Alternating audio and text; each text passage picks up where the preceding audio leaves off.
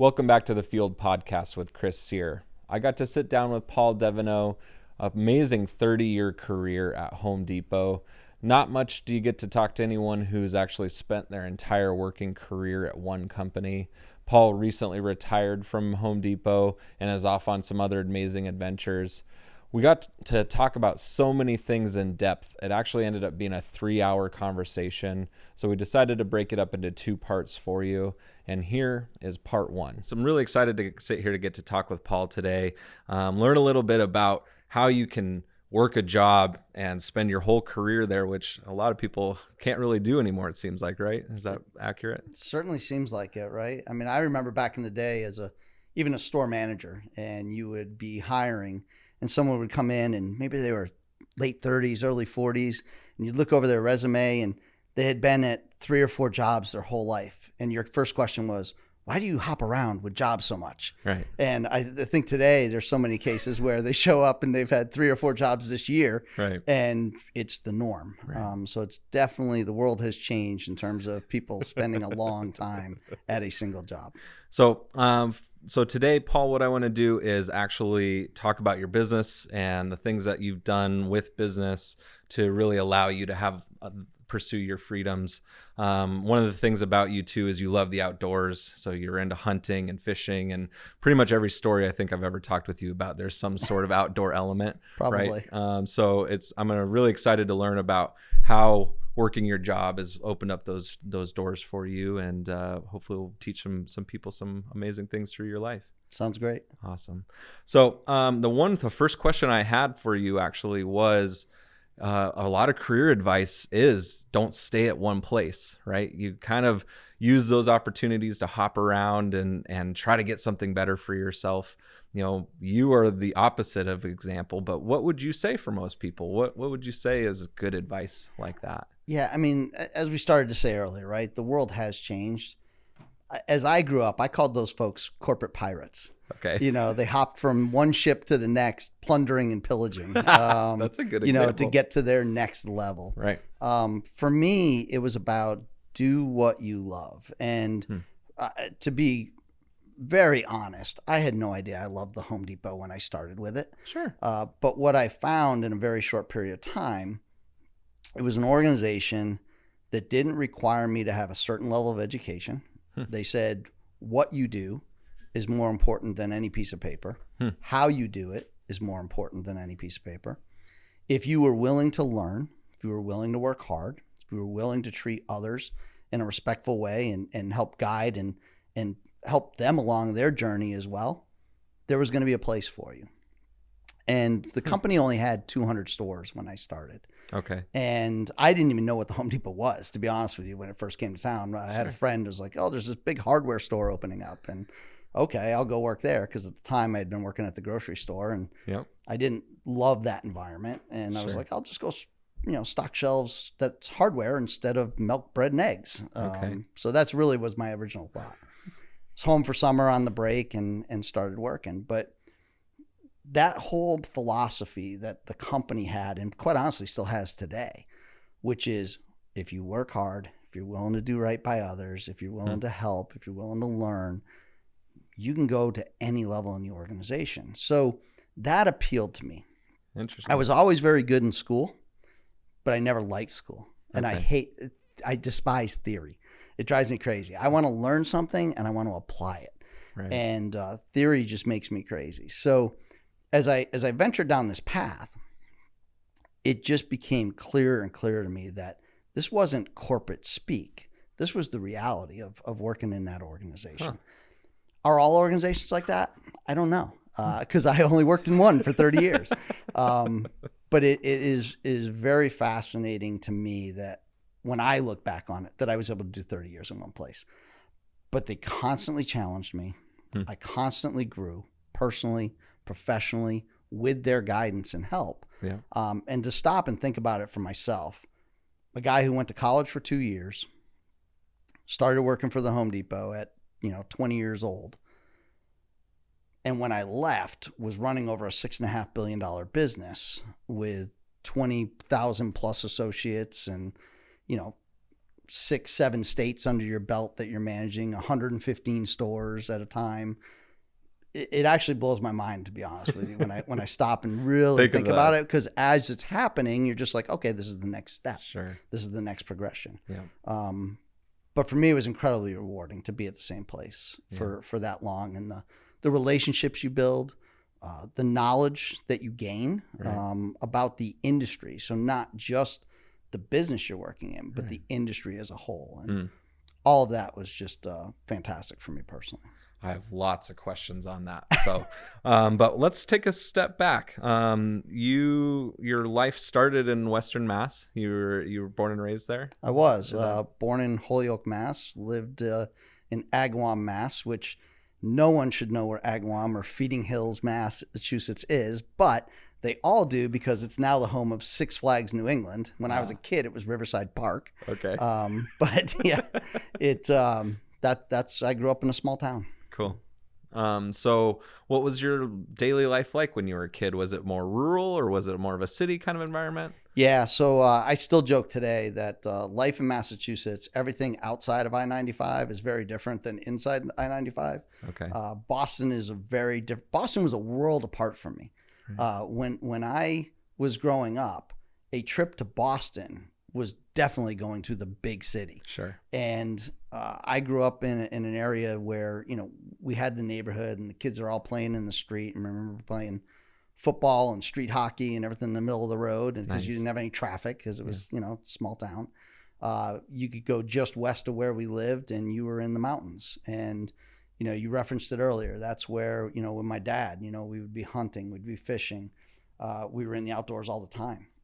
Really? And so just that was ingrained in me, early as a kid. And it was really, I'm glad that is where I grew up. And I think it's a major reason why I live where I live now. Yeah. Because it's what feels like home to me. I was born and raised in Colorado. And when I came to the East, I had this vision that everywhere was a city, right? Because all we've heard about when growing up out west was New York City, Boston, all these things. And then you drive on the major highways. One, they're tree-lined highways, which is pretty amazing. And then you get off an exit and you drive for 10 minutes and you are in a rural location. It's like, it is amazing, this dichotomy of the East, of like these major metropolitan areas and then these legitimately rural communities that are really accessible. So it's been something I enjoy about living here in the East, right? And like you can choose which flavor you want within a 2-hour window. Yeah, it's pretty amazing. It's literally urban, rural, and everything in between, right? Just depending on how far away you get from the city. Right. So you got to, one of your big hobbies was hunting and outdoors, and so you were doing that since you were a kid, it sounds like. Yeah. I remember being 8 years old and my dad taking us to the range to shoot trap. Oh, cool. And I had never, really shot a whole lot before that, but I found it incredibly interesting, try and hit flying targets out of the air, right? Yeah. My dad shot competitively. He shot on a trap team. He shot skeet competitively for a few years as he got older. Shot with some of the best shooters out there on the skeet tours, and he absolutely loved it. And what's interesting is all of what I grew up with was primarily shotgun. Hunting deer in Massachusetts, it's a shotgun event. It's not a rifle event. Right. Upland game, right? So pheasants or turkey even, right? It's all shotgun. That's what I grew up on. It wasn't until I was in my 20s before I started getting into handguns and rifles, because that wasn't necessarily my dad's thing. But we spent a lot of time. I remember getting up real early, sitting on the side of the road in the dark, waiting for the sun to come up so that we could go legally hunt. And those mornings of getting up and heading to the river, and my dad trying to make sure I, in my full waders didn't drown, get them filled up with water and go down the river. But they're just great memories for me, and really, like I said, instilled in me that love of the outdoors. Love the hunting, love the fishing, love the peacefulness of it. For me, it is what soothes my brain, right? When you think about the chaos of your daily life and everything you deal with, being out in the outdoors for me allows me to really let go of those things. So is that safe to say you've carried that through your whole life then? It is. Nowhere near as much as I would like to. Sure. Probably like everybody else, Yeah. all their favorite things to do, they don't do as much as they would love to. Okay. But it has absolutely been a part of my whole life. When I look at even my busiest times in business and life with young kids, and always tried to make time to just get outdoors and do those things. That's great. So it's something that do you think your work ethic and everything that you learned in business, how did that play with your outdoor pursuits? Have you ever tried to think of how they have commingled, or, do you work really hard so that you can go hunting? Try to get everything done by Friday so you can spend the weekends outdoors? Have you that ever play mentally in your mind? That's definitely part of it, right? Is Sure. When you got a trip coming up, you want to get everything done so you can actually go enjoy the trip and not sit there in your hunting stand thinking about all the things you're going to come back to. But I think it's more of a case. I think about through the career how you have to be patient.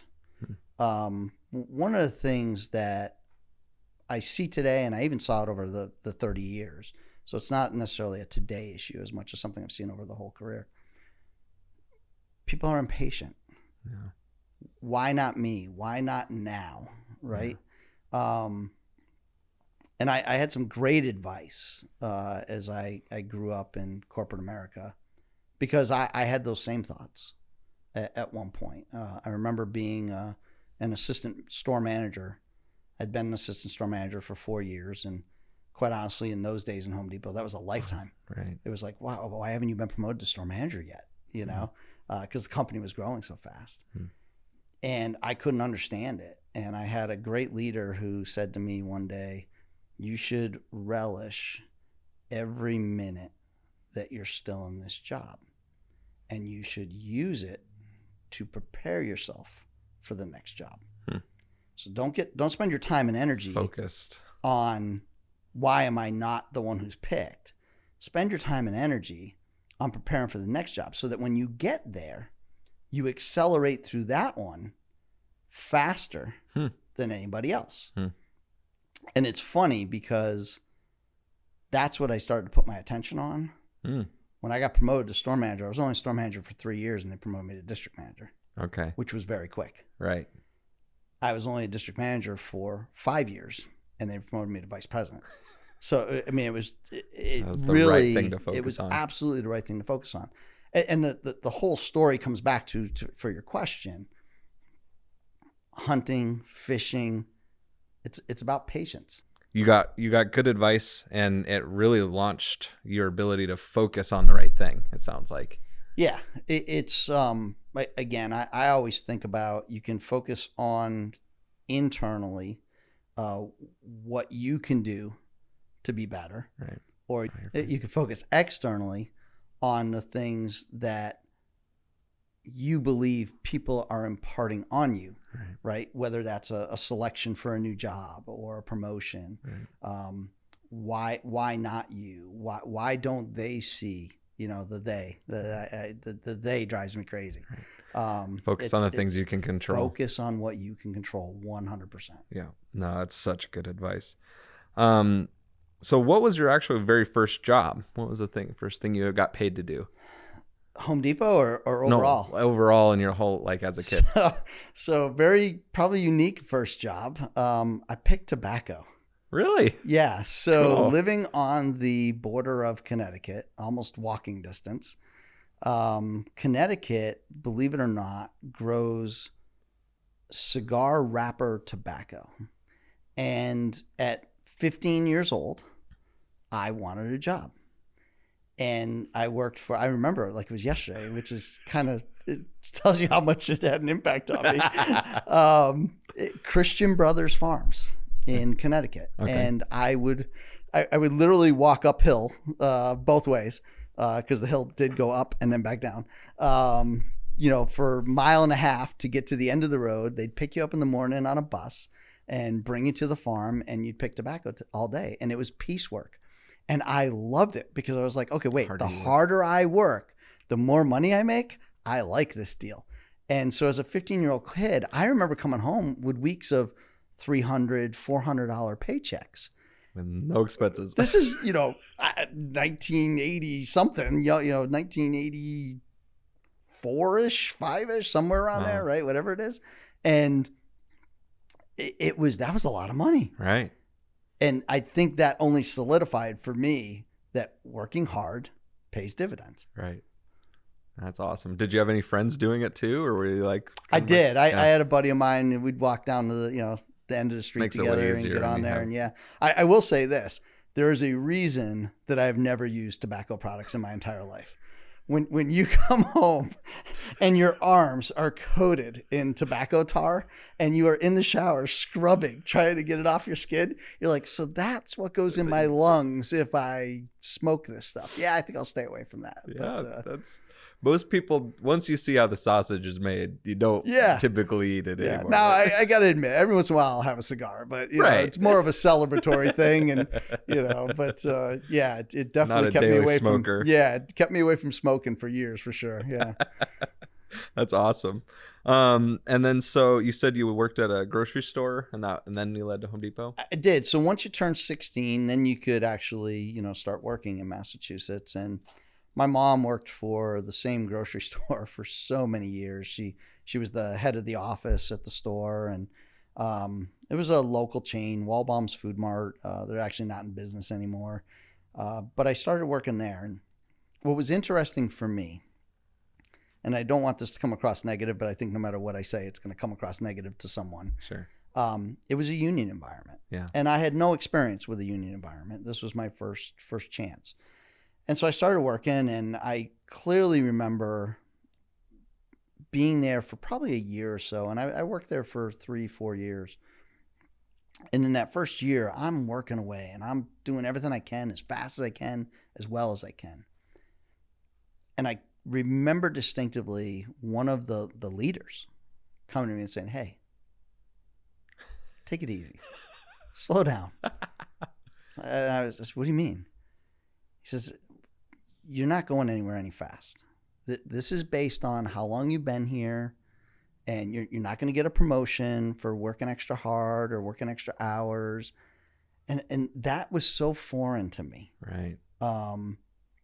And I didn't really have experience, right, but it just logically didn't make any sense to me. Right. That your merit was based on your time served. Right. That sounds more like a penitentiary to me. Right. than a work environment. Right. And it really did not sit well with me. And I started to think about, okay, this is not the environment I want to be a part of. I didn't understand paying dues. It never did anything for me. Right. All my raises were based on some chart, right? They weren't based on merit, and what you did. And so to tie it all together, when I went to Home Depot, one of the things that sold me was I was there for 90 days. And by the way, this is 1991 at this point. I was making $6 an hour, which was an increase from the grocery store, which I thought I was rich. I was like, I'm making $6 an hour. And I was there 90 days. And my plan all along had been to leave at the end of the summer and go back to college. Oh, okay. Assistant store manager grabs me one day and says, "Hey, I need you to come back to the office." I think, this is great. They're going to fire me. I don't have to give my notice now. I'll just go back to school. And I walk back to the office and I sit down. The store manager's there and he's got papers in front of him. I'm like, "Yep, this is it." And he pushes the piece of paper across the table at me and he says, "Sign that." I was like, "Okay, what is it?" And he goes, "Well, read it." And so I'm trying to read this form and I couldn't understand it whatsoever, so right? Nervous, yeah. And he goes, "It's an increase." I says, "What?" He says, "It's an increase. We're taking you from $6 to $7 an hour." And I was like, "Why?" He goes, "Derek," who was my assistant store manager, has been telling me how hard you're working back there. And this company recognizes hard work, and performance. Cool. And so I signed that piece of paper, which was Changed your life. essentially signing my life away to the Home Depot, because I left there thinking, I am now making $7 an hour. I'm rich. If I keep up at this pace every 90 days, I am going to be a billionaire, right? I mean, you're 20 years old, right? And so your brain doesn't fully function still, especially as a male. But it was life-changing, because it was everything that internally I felt was right. Right. That a person should be measured, paid, accepted on their merit, not some scale that somebody has created for whatever category you want to create. Right. That's funny, actually. So my mom worked at the same grocery store for 30 years. My first real job was working at a grocery store. Was spent 2 years as a union. Like, you and I have a very similar start. Yeah. And like, I left there to pursue teaching, because I know we're going to get into that with you a little bit, but and then found teaching didn't pay enough, which I think you found as well. And it's you and I have a very similar start, and like seeing how the union didn't do much anymore, right? Like, yeah. I definitely see the value of some of the things they did 100 years ago. Without a doubt. But it's like, it's just old institutions that still exist for no I reason. agree. I mean, the federal government has put so many things in place to protect workers today, whether you're talking about safety with OSHA.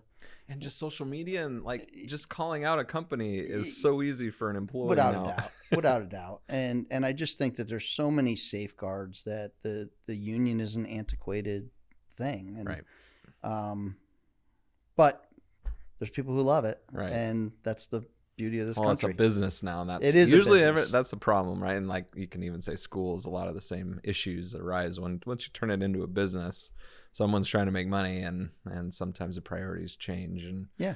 it doesn't always mean The question I always ask is, are they truly looking out for the worker today? Right. Is that what's happening? Right. If it is, great. Right. I think I'm more aligned with your thought on it, which is, I don't know that they're truly looking out for the worker anymore. Right. So when you were in your late teens, early 20s, do you remember what you were struggling with? You were, you're trying to pay bills, or like, what were you trying to do in your early career? I was pretty fortunate, right? Because I was still living at home, Nice. your early teens. That changed quickly, by the way, when I started working for Home Depot, but I'll share that with you in a second. Okay. But yeah, I think I was struggling with probably the things that most teenagers struggle with. And part of where my experience I've tried to share with my kids, who knows at 18 years old what you want to do in life? Nobody. I mean, if you do, God bless you. Right. Because you're like the next Bill Gates or Elon Musk, or I don't know, because I had no idea what I wanted to do. I didn't know if I wanted to go to the military. I didn't know if I wanted to just go to work. I didn't know if I wanted to go to school. Then when I decided to go to school, because that was the right thing to do, I was like, well, what do I want to go to school for? Right. You look at people today and all these different degrees, and they're not using their degree. Right. They're not using what they went to school for in their everyday life. Right. It was interesting. There was a study years ago, more of an interview than a study. They talked to a bunch of top CEOs in the country and asked them, why is it so important that your people have a college degree? And the answer was very enlightening for me. They didn't care that your degree was in music and you were now running some business. They cared that you had the degree because it showed two things. It showed, number one, that you could take on something for a number of years and finish it, right? So you had the ability to work through all the challenges and problems that come with going to, a 4-year education school and get through it. The second thing it showed was your ability to learn, right? And so that if you could be taught, if you could learn, well, then we can teach you anything, right? Right. So I definitely struggled with that. I ended up, choosing computer science and economics. I always found money fascinating. And refer back to the 15-year-old boy. Right. And I loved computers when I was in high school. That was kind of the up and coming thing.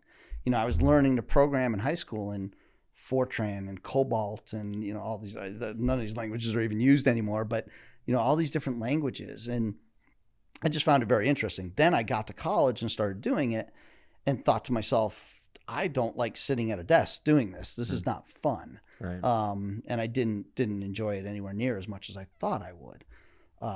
But Home Depot unlocked that ability when I started working there that summer. And, back to your question about, trying to pay bills and Right. everything else.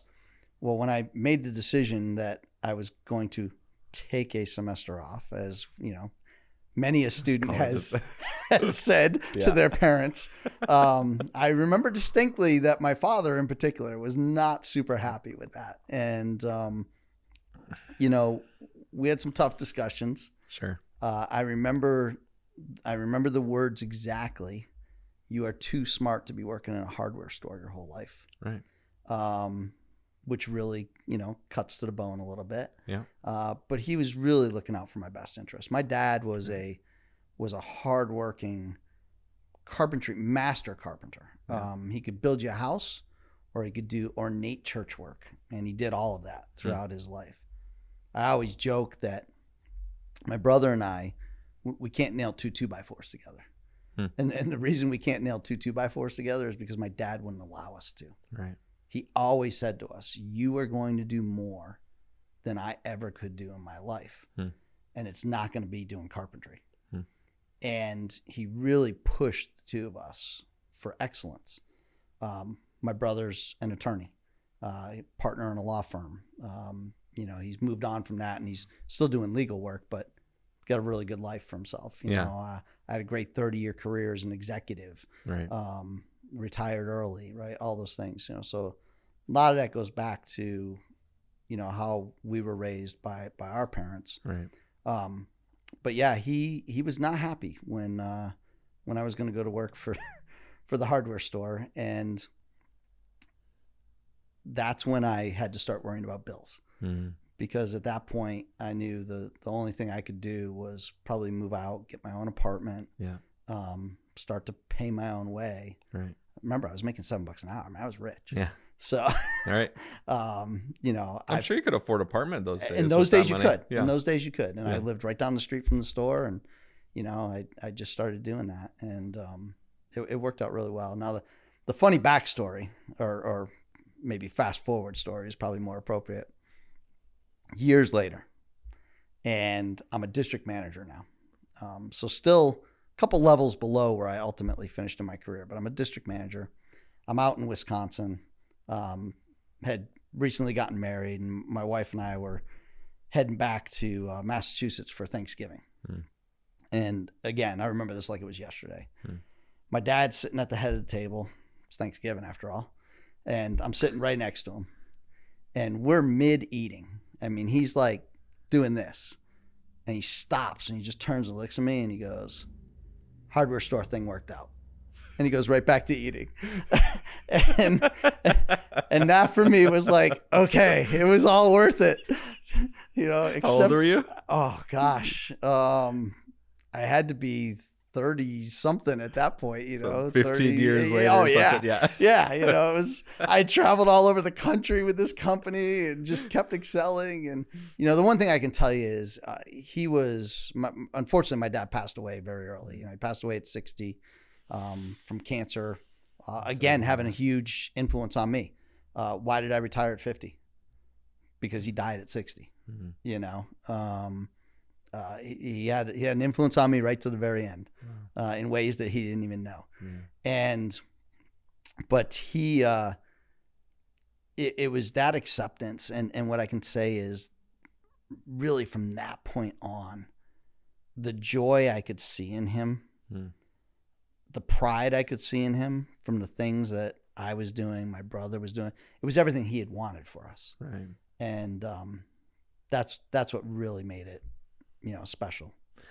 It's such an interesting thing, defying your parents with the vision of still trying to do what they want, right? Yeah. Like I work with a lot of young people, and they always think, parents try to do what's best for their kids. And I think since 2008, there's been a huge major shift in the mental, like needing to go to college thing, right?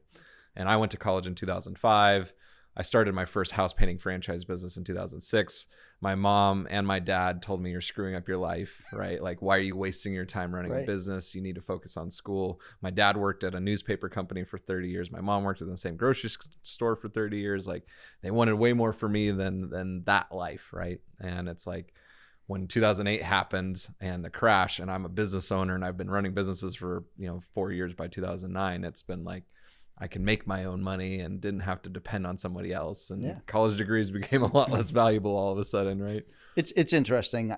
I got where my brother got there the traditional way. Right.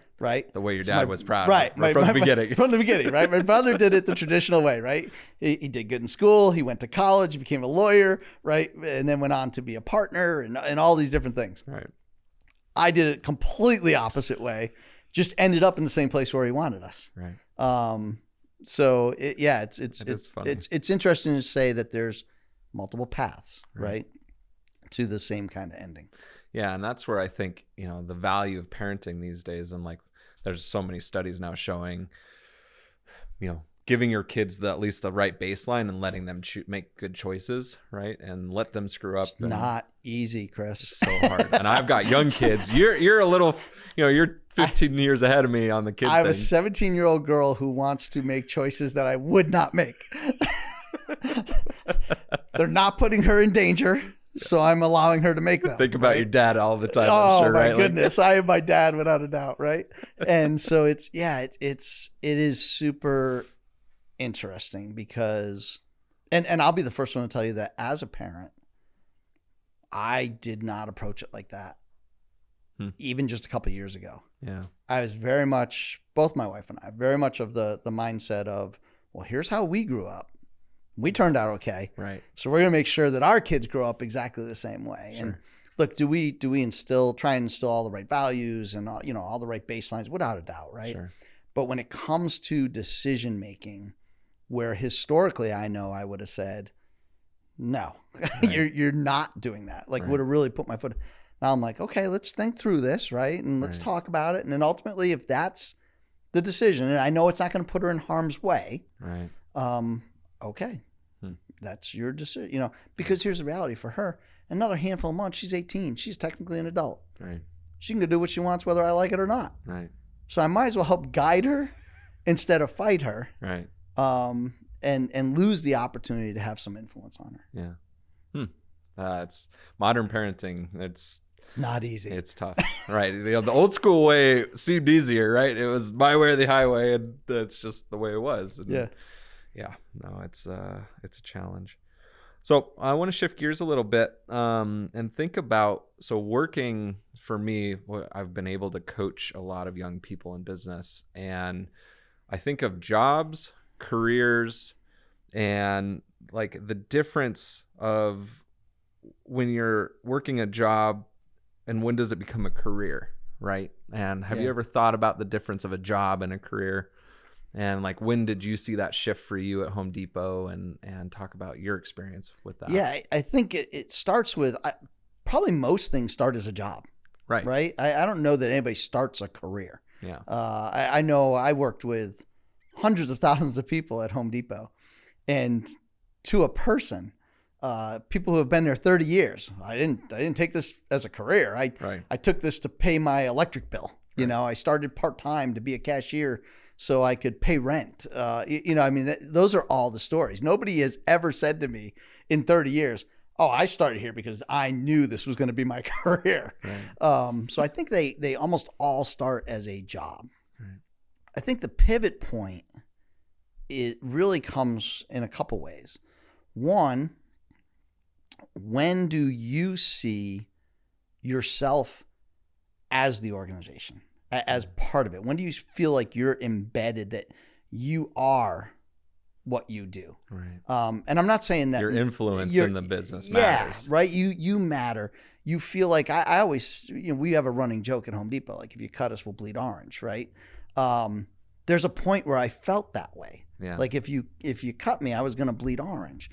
And so you internalize the organization and you feel like you're a part of something. Right. So I think that's one where it starts to help become a career. I think the second is when you can see your future. So I don't go to work to punch the clock in and out. I'm going to work with this vision of I might be at this level today, but I have aspirations. You may never get there, but I have aspirations to go do this. And once your brain starts to think like that, I truly think you're now working in a career versus a job. Right. The thought is punch in, punch out. Right. The career is there's an emotional connection to the business. Yeah. And there's this vision that you have of yourself in the business. Right. And then beyond that is like the business owner, right? Like, so when a career turns into something that you're an owner in, that true, you live, breathe, and die by that business. Without a doubt. I mean, I think the next level. Yeah. I think about through the years, and I remember when they asked me to become an assistant store manager. I stop and think about, in that moment, I was 24 years old, and they wanted to give me the keys. I remember like yesterday again, I like somebody wants to give me the keys to a $50 million business, that there will be moments where I'm the only one here to run it. Yeah. Granted, I'll have a bunch of associates, but they're all going to look to me if something goes wrong. At 24. Yeah. It's terrifying. But at the same time, it's so energizing because you're like, somebody trusted me with autonomy and power and ability to make a decision. And you start to really feel like you just said, it's your business. Right. Home Depot is this mega corporation. Right. For 25 plus of the 30 years, I felt like it was my company. That's awesome. Whatever segment they had given me to run, that was mine. That's cool. That's really cool. So do you remember when your shift in that mentality was? Like, were you day one kind of like always treating it like that? Or was there a point that you remember that like you saw a bigger career there? Yeah, no, day one, it was a job, 100%. Right. It was a summer job. It wasn't even a regular full-time job. Right. Let me get through the summer and go back to school. The point for me, there's probably two key points. Number one, I had told you the story when they gave me that increase. Right. I'm 90 days in and they see my value, my worth that I'm adding to the business. And they made a decision. I didn't have to ask anybody, right? I wasn't looking for it. Yeah. And somebody's like, you're valuable and we're going to pay you because we think you're valuable. That makes you start to make a mental shift, right? The second point was really my first supervisory role. And it even started a little bit before they promoted me to department supervisor. And I remember my store manager, he would walk back and grab me out of receiving and walk me around the sales floor and teach me about ordering product and why we built end cap displays the way we did and how we made seasonal shifts. And it boggled my mind. I was like, I'm the kid who receives the paint in the back. Why are you grabbing me and walking me around the store? And again, you just have certain leaders that you hit through the years and they leave these impressions on you. And I remember him looking me dead in the eye one day when I asked him, I said, Joe, why do you keep grabbing me and bringing me out here? I receive freight. He looked right at me, like stared right through me. And he goes, because one day you're going to do more in this company than I'm ever going to do. Wow. And the thing I can tell you about that moment in time, he believed that way more than I did. But he made me believe it. And in making me believe it, it converted my mentality. Then they made me a supervisor not that long after that. And it started to reinforce that comment. And I thought to myself, maybe he's right. Maybe I can do something here. and kind of set me on that path. That's amazing. Funny story beyond that. Years later, I come back to New England as the regional vice president. He's a store manager for me. Really? Yeah. Yeah. That's cool. So it was. And he remember that moment too? Oh, we talk about that one all the time, still today. Cool. So, that's really cool. Yeah. Huh. It's amazing how like a good coach doesn't necessarily have to be good at the job to see someone can be better than them, right? Yeah. Like, and we see this in football or whatever, sports a lot, but business, I see it a lot in business. Someone can be better and someone can help them along the path and push them beyond their limits, right? Your greatest asset as a leader is identifying talent. Yeah. It really and you shouldn't is. be in a room of, you should not be the best person in the room. Yeah, the right? old adage, right? You shouldn't be the smartest person in the room, Right. but you have to have the humility Yeah. to say, I'm not the smartest person in the room. This person would be better at this job than I would. Yeah. What's crazy is through the years, when you take on that mentality, guess what happens to you? You get better. pulled up. Right. You get pulled up. People because want to be around people like that. things are doing so well Yeah. that your boss can't help but recognize the performance Yeah. and helps elevate you. I mean, one of my absolute favorite stories is the guy he's currently running the West Coast. There's only 3 division presidents in all of Home Depot. He's one of them. Okay. When I first met him, he was a brand new store manager in Boston. Oh, really? And I think I knew him 2 weeks. And I had a conversation with him. I said, one day you can do more in this company than I'm ever going to do. Cool. I said, one day I'm going to have to work for you. And I got out before he got promoted. So I didn't have to work for him. Nice. But That's awesome. but I still talk to him because I'm incredibly proud of him and what he's done. But you could see it. Yeah. He's smarter than I am. No. He's more educated than I am. He is great with people. He has all these different characteristics that you could see. This guy has so much potential. If I can just help him, he will maximize it and he'll do great things himself. Yeah. And he has. And I'm incredibly proud of him for it. So one thing that amazes me when I think about your career in Home Depot is like a 45-year-old company. Is that accurate? just turned 45. So you spent 30 years of 45, and I've been out the last 3. So you've been with Home Depot for a long time. You said at the beginning there was like 200 stores when about 200 stores when I started. I'm just curious what you saw growing with a company that grew, right? Like, so obviously probably open doors, I would assume. Would you attribute? Pure insanity is probably the only way I can describe it. Yeah. And massive change. If you weren't comfortable with change, there's a lot of people I started with that were way smarter than I am, way better than I am at running a business. And they couldn't change. Mm-hmm. And when you're trying to take an organization from 200 stores to 1,500 stores internationally, grow the business from, I always laugh, my financial planner, a little side note, my financial planner sends me a note every year on my anniversary that I was there. And it showed what Home Depot annual sales were the year I started. Nice. It was $5.5 billion. Cool. Which is a lot of money. Right. But it was less than I was personally running when I left the company. Right. Right. Just to kind of keep it in perspective. The personal change involved is what's most important. Right. There are a lot of people that were smarter, better, but they couldn't change. Right. And so as a company goes from, 200 stores to 1,500, as a company goes from $5 billion to, $150 billion roughly today. There's a lot of change that goes into the organization. I remember in the early days, each region, and there's 19 of them across the company, had their own buying office. So I want you to think about this for a second. You had 19 regions buying from the same vendor with different costs based on what they had negotiated. Wow. So it only makes sense, right, that you now consolidate and go, no, we're going to use all this buying power Right. to negotiate the best cost. That drove people crazy because they felt like they lost control, right?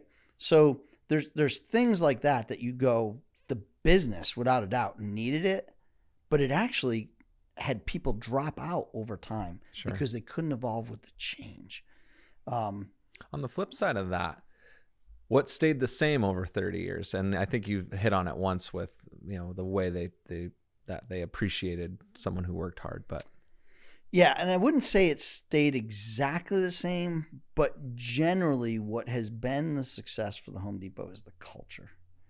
And I think that's probably true for any business that sustains long-term success. Right. Is that the culture of the company continues to thrive. It doesn't mean that it doesn't adapt and shift a little, but the general culture, how they take care of each other, how they want to take care of customers, doesn't mean that they don't have failures on both. I had plenty during my career where, we failed to take care of a customer the right way, or we failed to take care of an associate the right way. All you can do is admit the failure and fix it and move on. Right. Matter of fact, there's a study with customers that say customers who have a problem that you solve quickly and correctly are more loyal. Oh, totally. Than a customer who everything goes right for. I used to always say, hey, the best thing that can happen is we screw it up. Because we're going to fix it. But then we fix it. Right?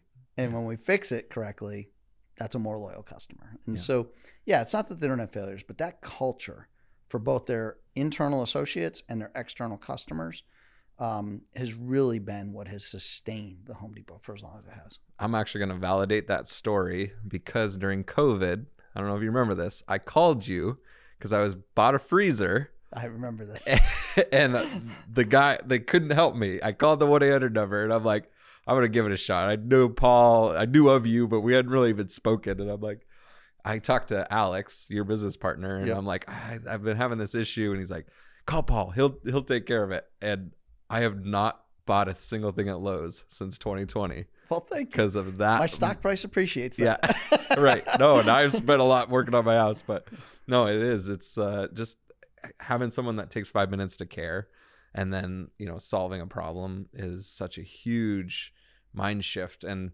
we're used to going into Walmart and never getting to talk to any associate anymore, right? Like the human buying experience, going on Amazon and not ever getting to talk to a person, like someone that can take that few minutes and help solve one problem, like buys that loyalty. But the world's changed, right? The world's changed drastically. I think about the early days of Home Depot.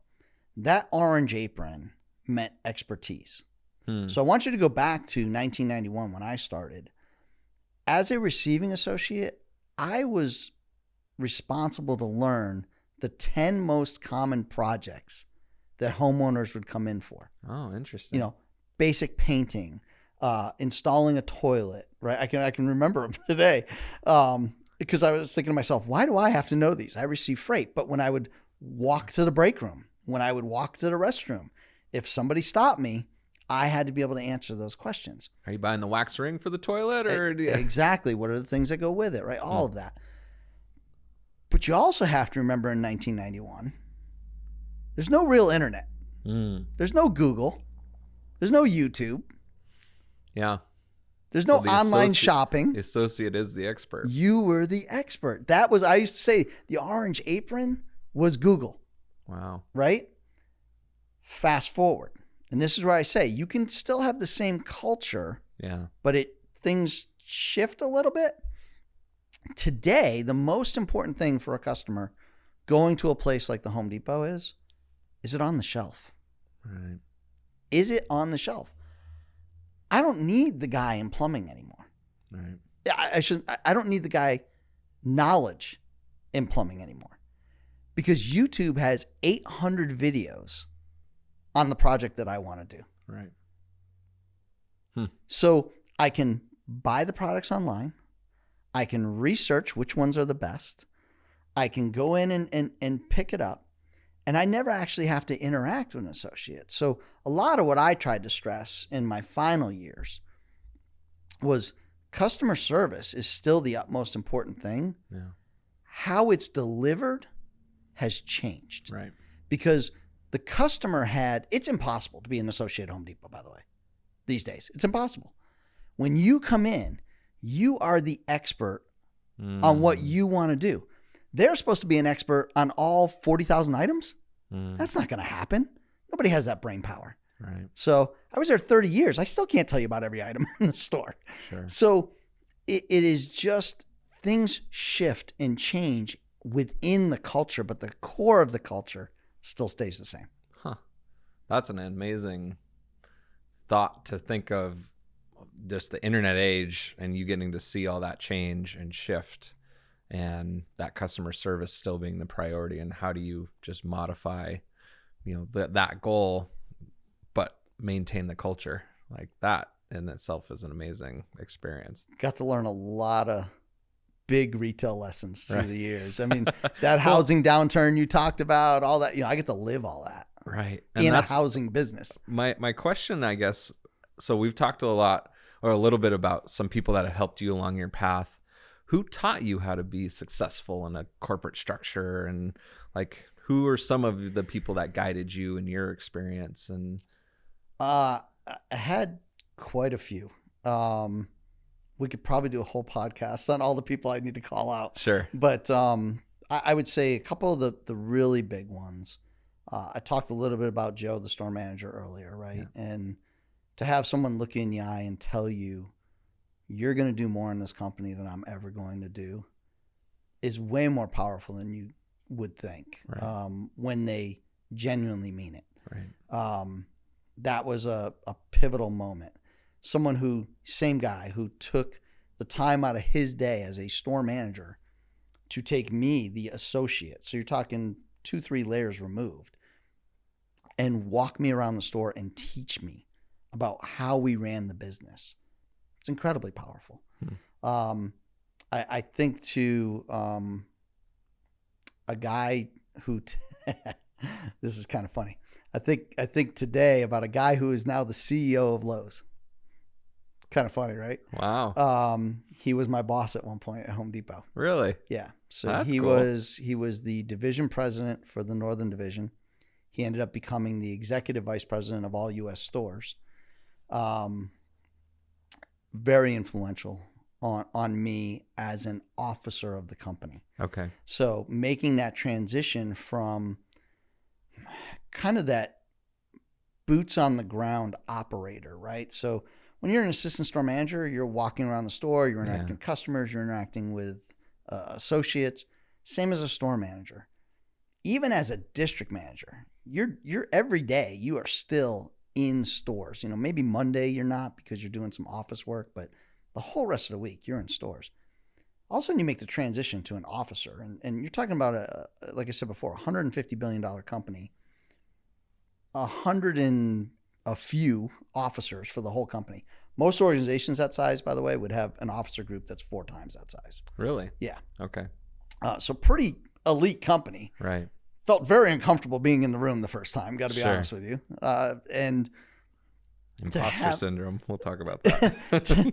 to have someone who mentors you on how to make that transition, how to make that move, was really, really important. And what was great for me, I had the opportunity to be his senior director of operations. He had the whole Northern Division. I was responsible for operations. What was great was I would get his feedback, but I also got to watch. There's 8 regions in the Northern Division. I got to watch 8 of the people who I wanted to be, the regional vice presidents, and how they handled each problem as it came up. And I took notes. I kept notebooks. Cool. When this comes up, don't do this. When this comes up, do this. As simple as that may sound, just watching others, multiple people handle the same situation and watch the outcomes and then capture it, right? Capture it somewhere so you have it as a reference. I go back to what I said earlier, planning for the next job, not worrying about why I haven't gotten it yet. How do I plan? How do I prepare to do the next job better? Wow. And I would hope he would still say the same thing today that he used to say. But he told everyone when I made the transition into the VP role that it was the smoothest transition he'd ever seen. It's not because I'm the smartest guy in the room, I promise you. It's because I had prepared. And so that having mentors like that can help you understand, hey, take notes, observe what works, what doesn't work. Here's how to become an officer level position from a boots on the ground position. He was very, very influential for me. So he helped kind of guide you from the boots on the ground guy to, would he lead by example, or do you have anything specifically that you felt like he did really well? He definitely led by example. He also taught me, I'll call it a different way, right? So as I grew up in the organization was harsh that I grew up in.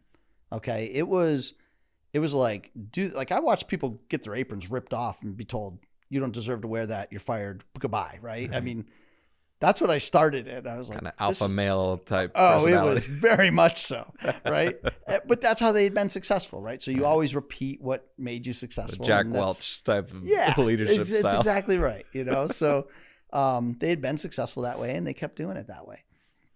When I met Marvin, he just had such a more soft-spoken and connected manner of talking to people. Empathetic is a great word to describe it. Yeah. And I'll tell you, I remember it's a company that demands results from its leaders. And I love that. I'm all about that. And so I remember that for my whole career, when you didn't deliver, you heard about it. Wow. And I remember being the senior director of operations, going into a Monday meeting, conference call. Marvin's going to lead it. And we had just missed sales plan as a division by millions of dollars for the last week. And I'm thinking, oh, this is going to be a bloodbath. Gonna get lit up. Right. This is going to be something for the record books. And I've got all my data and all my notes to be able to support him as he's killing the RVPs on the phone. And, I'm like, I'm ready for this bloodbath massacre that's about to happen.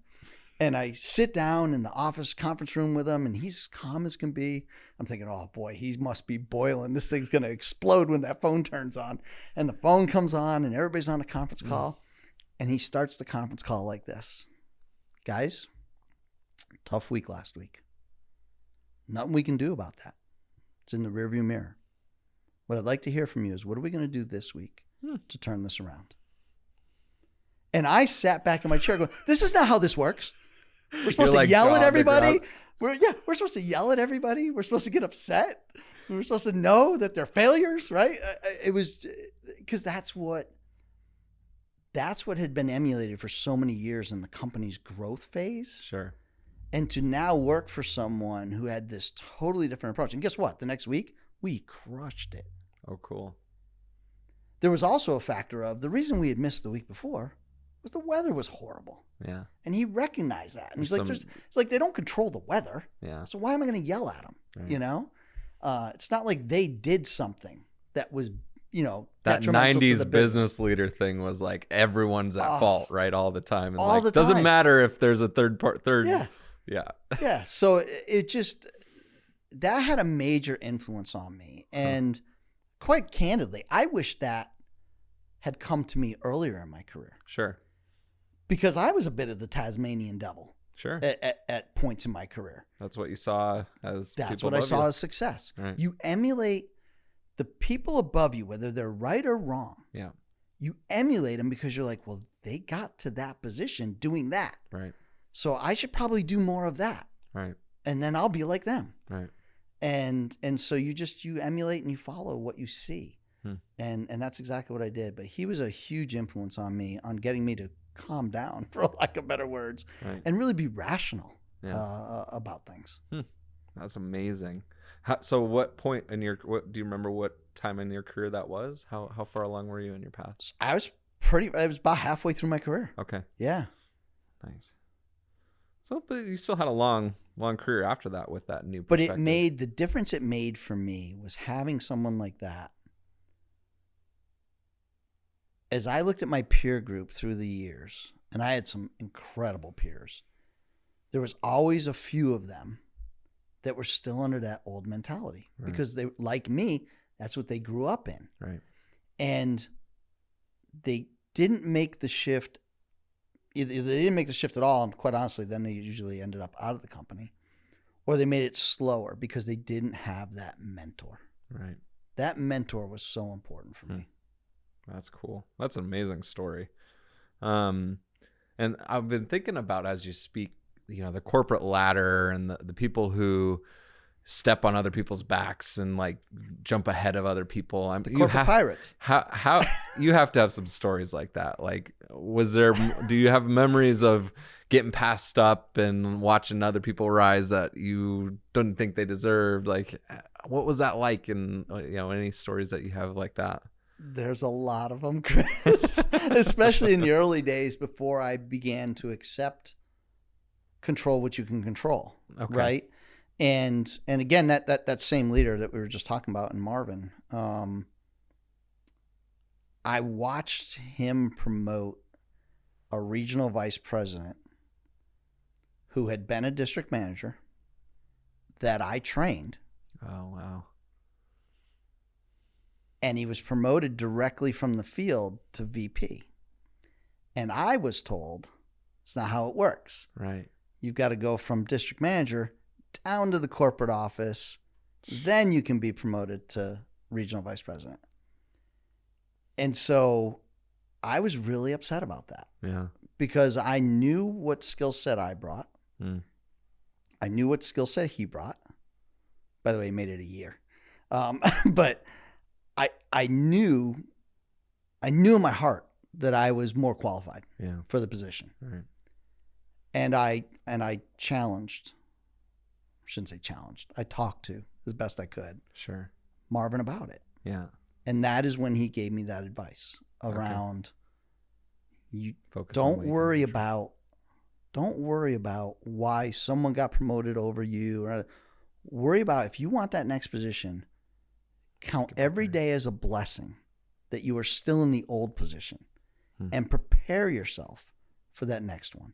And this is how it all ties back together. This is when I started taking the notebooks, right? Yeah. And keeping all those logs and journals for myself so that when I got into the role, I don't want to say it was easy, but it was probably easier for me than most. Yeah. Because I had prepared myself to be there. And that was because of him. Wow. And on the flip side of things, you referenced this once where, you find people around you that should be above you. Like, what I don't understand, I've never had the opportunity to be in a corporate structure. How do you give someone else opportunities but not cut your own head off, right? Like, you want to let people around you grow too. And, if you're frustrated, can you talk to your bosses, or do you just kind of suck it up and go hunting and just deal with your, how do you balance the corporate life and your like emotional needs like that? So in the corporate world, I would tell you that one of the greatest things you can do is produce talent. Yeah. When you become known as a producer of talent, as long as your performance is pretty good, everybody wants to elevate you to the next level. Oh, cool. Because they know you're going to produce higher level talent, right? Nice. So that's what I would say was my claim to fame at the end. Could I deliver and produce results? Yeah. Kind of, to be honest with you, at that level in an organization of that size, if you don't, you're out anyways. Sure. So, that's kind of like just check the box. Like, okay, everybody's producing results. Yeah. Are you a developer of talent? And that's what I would say was my claim to fame in my last, number of years. Really from the time I was store manager on, but especially as a VP, because those are the talent you're producing at that level is being recognized because, again, they're now moving into an officer group, as I said before, is a very finite number for an organization that size. So when you're able to help people achieve that, it really gets recognized by the organization. And that's what allows you to continue to grow. That's what allows people to want to look at you for those next positions. Because at that point, it's not about you. Right. It's about the people that you can produce. Yeah. Huh. That's cool. That's great. Great perspective. And, just so many people, if you're thinking about a job as a career, staying with a company for a long time, like that scares me about corporations is how do you balance the, need to grow yourself and not get cut off all the time, and some alpha male type personality always cutting you off and pushing themselves in the way. But if you are growing other people, like I see that in business. So if that's cool to hear that in corporations, it can work too. Yeah. And I'm sure there's some corporations that doesn't work, right? You probably have to be the old school mentality. But the other thing I would tell you is, kind of tie it back to the mentor conversation and ties into this as well. I had a boss, and she used to always say, if you're not being picked, ask yourself why without projecting on anybody else. Right? So what is it about you? Like, have that hard conversation with yourself, right? That look in the mirror. What is it about you that's not allowing them to pick you? She built a career. She was a cashier. She was the division president of the Northern Division. I had the pleasure to work with her, and she's still actually with the company, and now she's in charge of kind of the whole associate experience and growth. Just an amazing individual. But she faced the challenge of, think about it. You're talking about a home improvement company that started in the late 70s. Let's be real about it. It's a white male dominated industry. Right. And she made it all the way to division president. And she did that by constantly asking herself, it was never projection. It was never, they won't pick me because I'm the female. They won't pick me because it was, what have I done? What am I not doing that's causing them not to pick me? And I just thought it was just amazing perspective and just caused me to think more about, like, hey, don't worry about. Focus on what you can control. Focus on what you can control. Focus on you. Do you. And if you do it well, at some point it's going to get recognized. Yeah. Wow. Thank you for that journey. I think we definitely went on that path of kind of working through your career. I want to take a little step back and think about when the job changed to a career and talk about financials and like the moments where, everyone, once you get older, you get from the daily paycheck to now like actually saving money and you getting a chance to actually go do things that you've probably always wanted to do. Do you remember the moment where the paycheck turned into like a savings account and like you started to actually build a financial freedom through the job? So I was very fortunate from my very early days. Right. There's a couple probably key moments for me along the journey. And I would say the first one, believe it or not, was back when I was an associate. And the company at the time didn't have 401k. We eventually converted everything to a 401k. But they had an employee stock ownership program. So you bought stock at a discount. And in those days, Home Depot stock would go up and split and go up and split and go up and split all in the same year. Wow. It was pretty lucrative to be a part of. And it was pretty inexpensive to get in. And I had an assistant store manager who sat me down one day and said, here, we got to fill out this form so that you can put $10 a week into the employee stock ownership program. And I thought he was out of his mind. I said, $10, that's my gas money. Now, I'm starting to date myself now, right? Sure. $10 was my gas money for the week. Right. I go, I'm not going to be able to get to work if you make me take this $10 out. He said, here's how the program works. He explained it all to me. And he goes, but here's the best thing. If you determine that you can't afford this $10, we can stop it immediately. And that'll go right back in your paycheck. Right. I said, okay.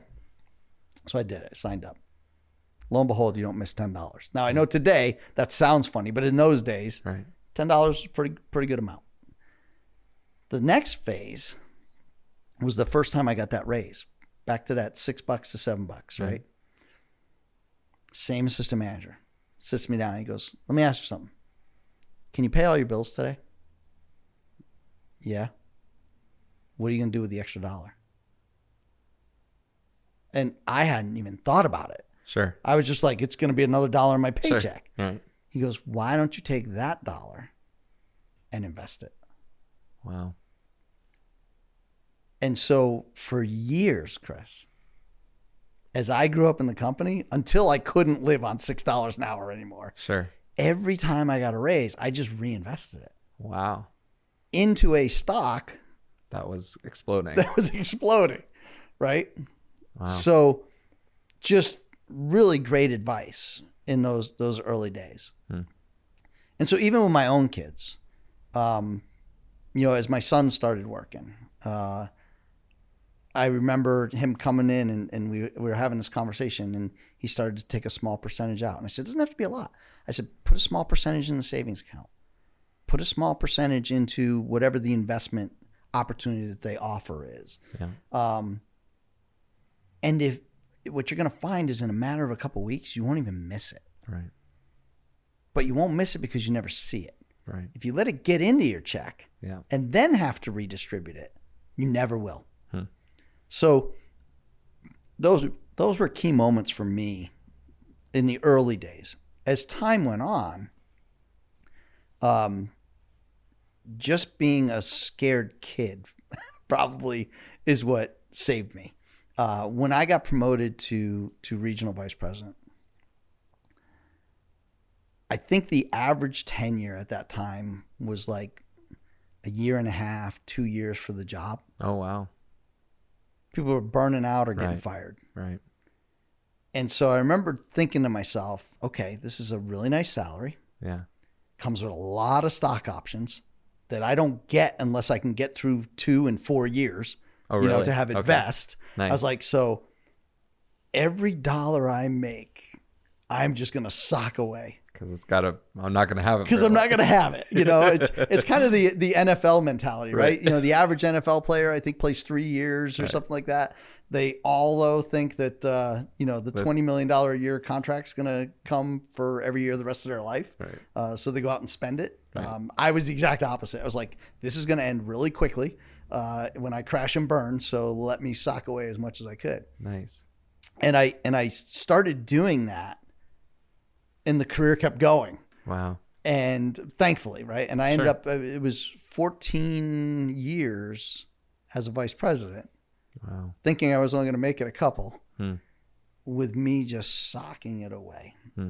And I remember getting bonus checks and thinking to myself, they pay me enough. Now they're giving me a bonus check. I would take minimum half the bonus check and invest it. Hmm. Don't get me wrong. The reason I say half is because the other half, I'd be like, I'm going to go buy something nice for myself. Right. Right? Because you got to enjoy it. For sure. You can't just blow it, Right. but you got to enjoy it along the way too. But those are the reasons that when I got to 50 years old and I looked at my 401k and I looked at my stock portfolio, and my financial advisor gets me on the phone and says, ask you a question. Why are you going to work every day? Hmm. And I gave him all these reasons why I love it. And you've heard some of them here today. I'd go back tomorrow. I mean, I do. I love the people. I love the business, all that. But at the end of the day, in any corporation, being a VP is taxing. Sure. And to be successful, you got to kind of be all in. Right. And it means you're going to be out on some other things. Right. And I was out on other things in my mind for long enough. Right. And I kind of had this mentality of, hey, if you've been with a company for 30 years and you've socked the money away and you've kind of achieved everything you ever wanted to achieve, is there more to do? Sure. But is it time for me? Right. And that was what, kind of kicked me over the edge. But it all goes back to the fact that I was able to financially plan for it along the way. And I think you hit on it actually once before, and you talked about waiting, right? Being patient. delayed gratification is such a tough thing for most people to get their hand in this materialistic society. And I'm guilty of it too. Right. And like balancing the need to spend something now or wait to save for it, or like it doesn't seem to be the culture much anymore. Right. Yeah. But what was your big first purchase? Do you remember like the big swing first time you spent some big money? Yeah, I bought a boat like every other knucklehead. Nice. You know, and can clearly tell you that the old adage is correct. The happiest days are the day you buy it and the day you sell it. Nice. You know, hit plenty of rocks with the props and, you know, everything. And it was a big Mastercraft ski wakeboard boat, you know, and we would be out on the lake, and you know, I thought I was Travis Pastrana or something in those days. And, you know, my wife made me start wearing a helmet because I was throwing flips and, you know, smashing my head and knocking myself unconscious in the water. And, nice. You know, probably knocked some sense into me. But yeah, it was a lot of fun, but it was just as much fun to sell it. When did you meet your wife? When did the family, the husband family life start for you? Yeah. So I was a store manager in Cleveland, Ohio, and I had a big walk one day. The VP came in, the district manager, and they walked around the store, and I was showing them everything we were doing, introducing them to all of our associates, and we were having a great time. And they left, and the district manager came over to me. He says, "That was a great walk," you know. And I was, "Oh, great, thank you." You know, I was, okay, just doing my thing. And I got a call a couple days later. They said, "Hey, we'd like to promote you to district manager." I was like, "Wow. Great. Where am I going?" "I'm going to go to Toledo, Ohio." For the record, I've never set a foot in Toledo, Ohio. So I was like, great. I said, I'm about to go on vacation. Is that okay? They're like, I said, I'm booked on a cruise. And they're like, yeah, no, go. It's fine. You come back, do training, everything else. I go on the cruise. I come back. I get back. The district manager sits me down and he goes, "Hey, I got bad news." Like, you told me I could go on vacation. So he says they're reorganizing the district manager level. They're taking on more stores. And so the district that you were going to take has been dissolved. It's being eaten up by a couple other district managers. And I was like, okay, well, just put me back in the store. No, we already backfilled your spot. So now I'm like, what happens to me? So This is a moment where you can be selfish. You'd be like, "Hey, what happens to me?" Right. Well, that's appropriate.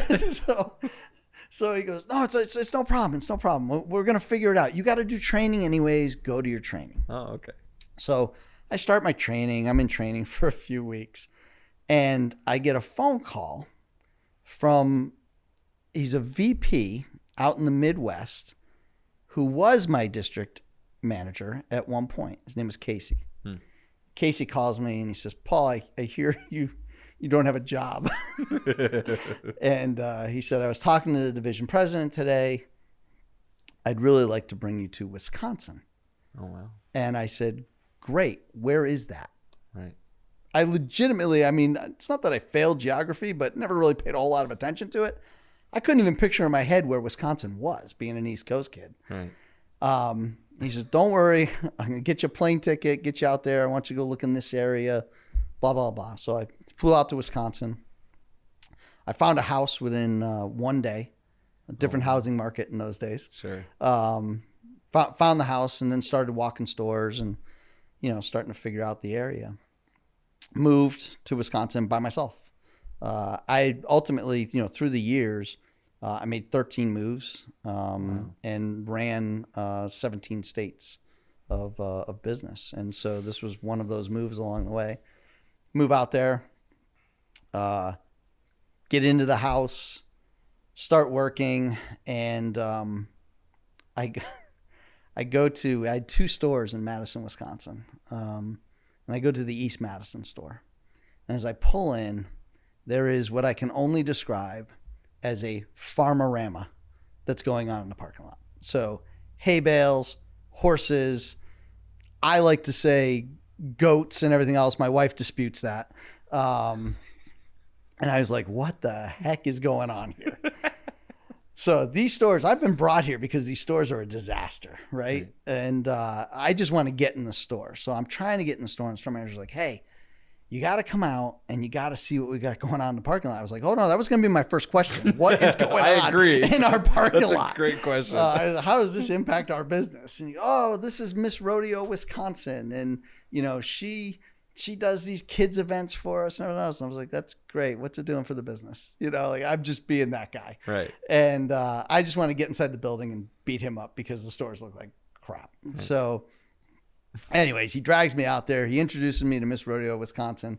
She's in the whole get up, the rhinestone hat, everything, the big buckle, all of it. And I do one of these. Nice to meet you. And turn around and go back to the store. By the way, that's my wife. So it's like a week later. I'm in the West Madison store, the other side of town. And I pull in. And here's Farmerama again. I'm like, what is going on here? Why did all these Home Depots? Where did I move to, right? Like, what's happening? So I go inside again, store manager, you got to meet Miss Rodeo, Wisconsin. I'm like, I don't want to meet Miss Rodeo. I met her. Like, I'm good. Yeah. And I just want to beat you up because your store's terrible. So he's got to drag me back out again. Same thing, right? Hi, nice to meet you. Turn around, leave. So what it boils down to is, honestly, I asked a lot of questions as to how it impacted the business, what the cost was. Like, that was my only concern. Right. As for Miss Rodeo, not my kind of girl. All done up with the hair and the makeup and the, kind of prissy, super right? flashy. I was like, that's not, That's expensive. It's expensive. Yeah. I need a girl that's going to go hunting with me and fishing with me, right? Not afraid to get muddy and dirty, right? So it's probably a month later. And I'm in one of the stores, and it's probably 7:00 at night, and I'm in the light bulb aisle, which in most Home Depot stores is the aisle that, right where the entrance comes in. And I like to say I do the typical male thing at this moment, which is the sliding glass doors open. This girl walks through, and I'm like, oh, I'm going to help her. And she's wearing a baseball hat with the ponytail pulled through. She's wearing her mud boots covered in mud and dirt from milking cows, right? My kind of girl. Right. And so I walk up and I was like, hey, can I help you? And she's like, you don't recognize me? And my only thought, Chris, was, I haven't lived here long enough for this conversation. So I was like, no. And so she just, east? Yeah. And she just kind of smirks. And she's like, Miss Rodeo, Wisconsin? I was like, no way. I did not know it was her. That's awesome. So I was like, want to go get a beer later? And that's how it started. And so Home Depot's did a lot for you. A lot for me. Yeah. Yeah. It's 22 years later, and 2 kids later, but and multiple moves that awesome. Have all been interesting.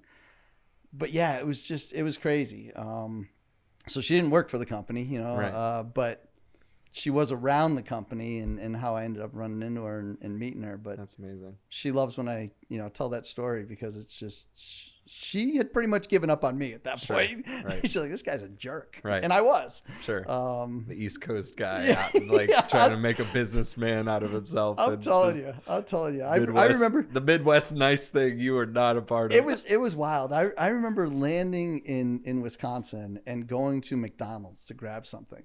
And I was used to, you pull around to the drive-thru and you get the wah, wah, wah, wah, wah, right? And it's, yes, ma'am. Like, you're just like, okay, here, take my money. Please don't bite my hand. I get out there. Welcome to McDonald's. How can we help you today? Are you doing okay today? How are you? Right? I was like, where am I? Is this Oz? Midwesterners are the best. Right. And I'll tell you what I truly figured out. It took me a year of being out there to figure it out. That is how life is supposed to be. Yes. I right? agree. Yeah. And again, it's we why all ruined it. Yeah, it's why I live here now, out here in the middle of the woods, Right. because this is how life is supposed to be. Right. It's not supposed to be that chaotic, short-sighted, no human connection. No human connectivity, right? It's just so different when you get to experience it. But when all you know is that other side, right? It's just very easy to fall right into that. Well, we lived in Boston for 1 year, my wife and I, and we moved up here where we live now. And it took her about 4 years to to not honk at people on Main Street, Littleton, New Hampshire, which is the nicest Main Street you could ever imagine. Yes. People waving you in and stopping. Why are you doing that? Like, I'm like, we got to chill out a little. 1 year to teach her. It took her 4 years to forget how to be the Boston driver. First time my wife got in the car with me in Wisconsin. You're honking. And she for years, she's like, you are not driving the Indy 500. What are you doing? Slow down. Why are you weaving in and out of traffic? Why'd you just flip that person off? Right. It was insanity that she couldn't understand the way I drove. Then we moved to Massachusetts and we were in Boston a lot. She goes, now I understand why you drive the way you drive. You have to drive that way in Boston, sadly. I was like, it's the only way you're going to get anywhere. You will stop and be there. Everyone will just pass you by. But it's funny because probably a month ago, she said to me, we were driving down Route 135 and the section I was in, the speed limit's 50 miles an hour and I'm doing 45. Right. And she leans over. Why are you going so slow? She's like, you have truly adapted. She goes, you're actually driving under the speed limit. So you're becoming one of us now. That's awesome. Oh, man. No, that's cool. And, obviously a lot of people, the family life, the home life, if that's easier, the business life, you can push more. And that's what I experienced. Without doubt. And I'll be honest with you, you have to have an amazing partner. Yeah. You have to have an amazing partner. If you're an executive or business owner. Not good. Right. Amazing. Yeah, I agree. And it is simply because there's a sad reality about success that nobody really likes to talk about. The sad reality is that everyone wants to talk about work-life balance. There is no such thing. I agree. And I hate to rain on everybody's parade. Right. But there is no such thing. No. Alex and I were actually talking about this the other day. We joked. We said the reality is work-life balance means 50-50. That's a failing grade in both. Right. Right? So you have, and I'm not telling you that you have to be all in on work. That's not, I want to make sure the message is clear. To do great at something, to be great at something else has to give. Yeah. So to be great at your business or your job or your work or whatever you want to call it, there is something that is going to have to give it home. You're going to miss a baseball game. Yeah. You're going to get home late and not be there for dinner. You're going to be eating dinner out of the microwave when everybody else already sat down at the table. Yeah. I'm not saying it should be like that every day. Yeah. I'm not saying that that's right. What I'm saying is the reality of success is that it requires a certain amount of energy from you and sacrifice somewhere else to be able to deliver that, which means when you're in a relationship, your partner ends up absorbing a lot of that. Yeah. I think about all the moves that I made. For me, it was easy. They were easy. I went from one Home Depot store to the next Home Depot store. You went right to work. Right. I instantly had friends because, they're work friends, right? But you instantly are relating with people because they wear orange aprons like you do and they work in your area. And so it didn't matter. As I went from Wisconsin to Minnesota and Minnesota to Atlanta and Atlanta to Massachusetts and Massachusetts to Maryland. As you bounce around, it was just like, okay, it's Home Depot, right? It's like, it's all orange. This is easy. Then you stop and think about your family. She has to make a whole new set of friends. Yeah. Right? I was very conscious about this. We only moved the kids when they were young. I don't want to say when it didn't matter, but the equivalent of it didn't matter, right? This last one was probably the toughest one. My son graduated high school. We knew he was going off to the Air Force, so made it a little bit easier. And only on my daughter's consent of my daughter saying, hey, I like it up there. I like ice fishing and snowmobiling and stuff like that. I wouldn't mind. New Hampshire. Yeah, I wouldn't mind if we left now. Yeah. Did we decide to make this move when we did? And I'll be honest with you, when I look back at it, I should have stayed. Really? Because while she was, she's 17 now. We moved, up here last summer. I feel that I should have just let her graduate high school, which was my original intent. Right. But I listened to the 17-year-old Right. and followed her direction, and we made the move. Sure. I don't think it's been detrimental in any way. That's not what I'm saying. But The most effective would have been. I think it would have been better for her had we stayed. But all that said, the people in your life that are most important to you, starting with your significant other, and then your kids, they pay some of that sacrifice that, yes, you're making a sacrifice, but you're making the sacrifice at their expense. Right. And it's hard. And that is what leads you to, when you're given an opportunity to be able to create just a little bit more balance, right? You take it. Right. You take it. And that's what I did. I mean, I could have made a lot more money. I could have continued to grow with the organization. I could have done all kinds of stuff, By the way, I left a ton of stock on the table because I wasn't of retirement age. Right. And because I didn't hit retirement age, that stock went away when I left the organization. And you look at all that, and I don't have any regret about it. Yeah. Because of what I gained back. Right. Yeah, and that's such a valid point. I think I've heard better advice about this work-life balance myth and how it's really impossible. And for me, that's why I define job, career, and business owner. It's like you can be a job, work for somebody else and don't really care and have the 40-hour work week and do that thing. But then to me, it's you don't have the financial freedom and the things to pursue these bigger goals and dreams. And like you're always working for a man that is defining your life and defining your schedule. And so it's like, we business owners will work 60 hours a week so we don't have to work 40, right? Like that's, but then there's something that's being sacrificed. And that's what, my family, we try to communicate, as much as you can communicate and be able to let them know why that's happening and when there'll be more time again. And, and that's just it. There's waves, there's cycles, right? Shouldn't it be consistent, like always too much, but but there's cycles. There's cycles where you can take back time and spend more with the family. There's cycles where you've got to pull away and spend more time in the business. And that's just business. That's just the normal, natural cycle of business. And having people around you who can understand that, for lack of better words, tolerate it at times, and when they've had enough, be able to tell you they've had enough. That's the best support system, without a doubt, right? Like if you're going to be offended by that, then you're going to have problems. When your significant other is like, "Hey, I've supported you for the last 4 weeks while you've been running like a maniac and haven't been home a single night, right?